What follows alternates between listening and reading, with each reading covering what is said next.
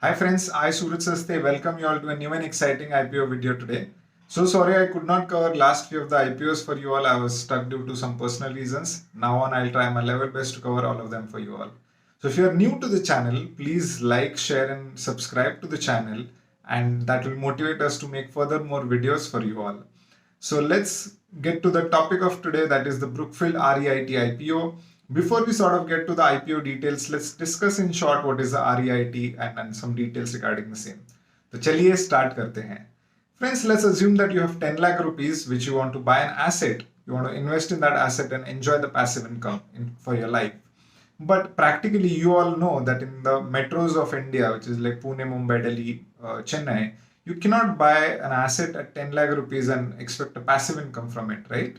So instead of that, what you'll do is you'll give that 10 lakh rupees to a manager who will then collect 10 lakh rupees from multiple people, get that large sum assured, and invest it into a commercial property, like buy either a go down, a factory, or an office space, and then rent it to a company and then collect the rent from that company, take out their commission of managing the complete fund, and give the returns to the investors as we invested 10 lakh rupees initially. So that is called REIT, in which the company takes the money from us as an investors and invests only into real estate properties which are commercial, right? So according to the government of India, there is a rule that they cannot invest anything less than 90% of their investments into completed commercial assets. Means they cannot even invest into an ongoing project, because then the risk will be more for investors. So that is the law. This is about the REIT. So let's get to the Brookfield details. Brookfield is a Canadian company. It's a 120-year-old company which has assets of $578 billion under management. They have recorded a profit of $7.5 billion last year. They employ more than 80,000 people worldwide. So it's a big company. It has had a great reputation across the world. They've had one of the best properties across the world in all the countries we name, which is China, Japan, US, UK, Canada, and their India operations now coming to my friends is about 10 years old, right? In India, they have roughly about 14 million of leasing space that is they have leased so far, and that is how much they have control for the Indian REITs. Then they have 6 kilometers of roadways, solar, wind assets, and construction business, and a real estate management services through which they manage these REITs and they talk to these companies to get the rent for their properties. As you can see it in the picture, that for the Indian Brookfield REIT Trust, this is the setup. This is how it looks like. That they have the structure of REIT. Friends, both Embassy REIT and Mindsweet REIT, which came before Brookfield, have raised around 4,700 to 4,800 crores, and Brookfield is trying to raise about 3,800 crores, slightly less than those guys. Typically, these REIT trusts and companies take large sums of loans from the banks, buy these commercial assets, and lends them to the corporate companies and giants, right? And that's how they collect the rent. Now, Brookfield is raising this IPO to pay either partially or full debt by raising 3,800 crores, and so that their liquidity further increases to take more loans to buy new commercial properties, right? So that is the intention behind this whole IPO of what Brookfield is trying to do. Now let's discuss some of the numbers of Brookfield. So by March 2020, March end 2020, when COVID was already there, company had managed to have occupancy of 92% tenants. That is very impressive, even though in the hard times, right? Hard times had just started.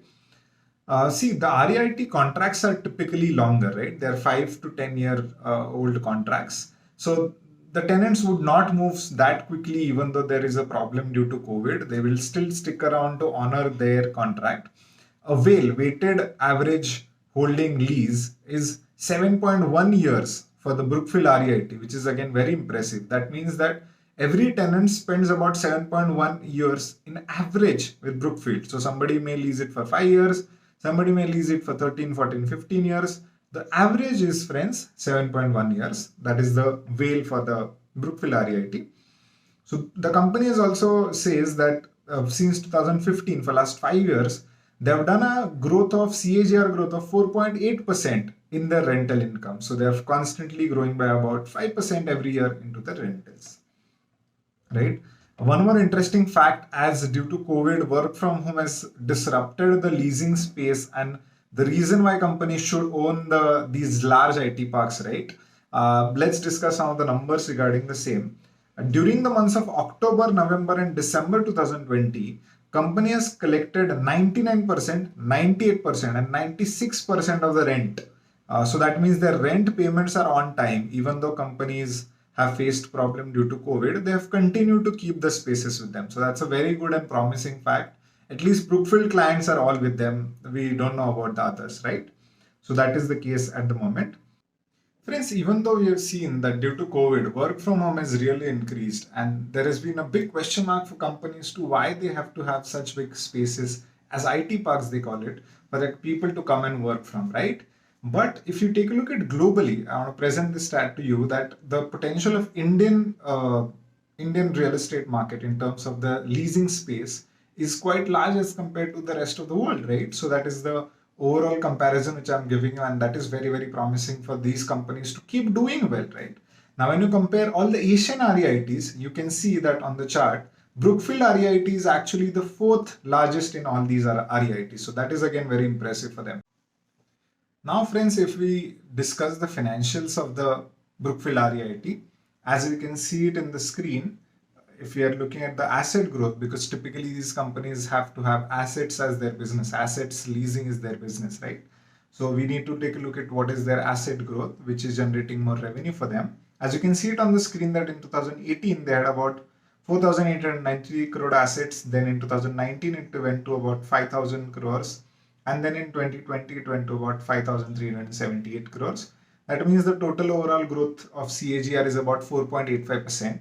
That is, I would say, still a marginal growth, even though COVID came in 2020. Before that, also, there has not been that significant growth. I think this should have been above 10%, at least in double digits for the country like India, which is growing significantly in this space.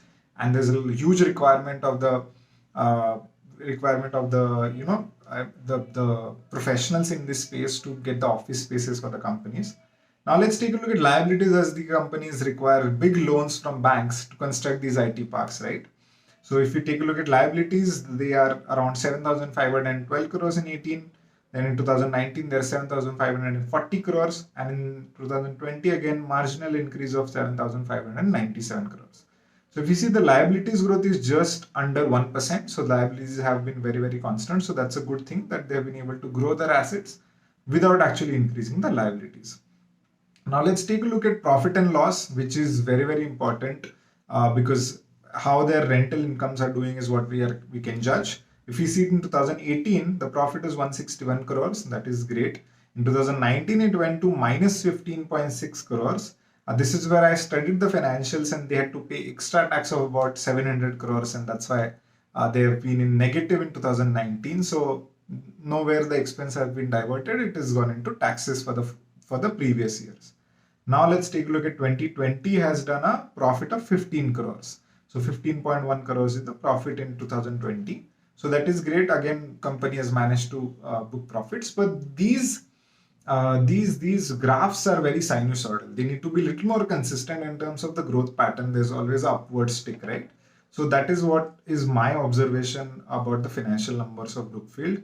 Now, coming to the IPO is launching on 3rd of February. The closing date is 5th of February. The listing will be done on 17th of February. The total issue size is 3,800 crores. The minimum, the price band for this lot is 274 and 275 rupees. Obviously, you have to bid on higher side. And minimum lot is about 200 units. And that comes out to be about 55,000 rupees, which is generally very, very low for the equity investments. This is REIT, this is asset investment. This is a different class of investment. That's why it is on a higher side. And you can bid unlimited number of lots. There's no cap on bidding how many lots, as issue also itself is quite big. I will typically recommend that, Embassy REIT came in 2019, then Mindspace REIT came in 2020. Taking in comparison of those REITs, I think Brookfield has little weaker numbers. And I think in the current market where, work from home has disrupted the space, there's no clarity about how the work policies will come out for coming years. I think we should wait for 1 to 2 years to see how all REITs are performing, right? and then pick up what is best for us. I think that is my going to be my frank suggestion. So I think I am not going to be investing into this REIT. Do let me know about your more opinions about this REIT or other IPOs in the comment sections below. Do let us know about what sort of financial literacy videos you will guys like to watch, and we'll try to make those for you. Do let us know that in the comment section. So if you have watched the video till here, do like, share the video with your friends, and hit the subscribe button if you have not already. Thank you so much for watching, friends. Take care. Bye bye.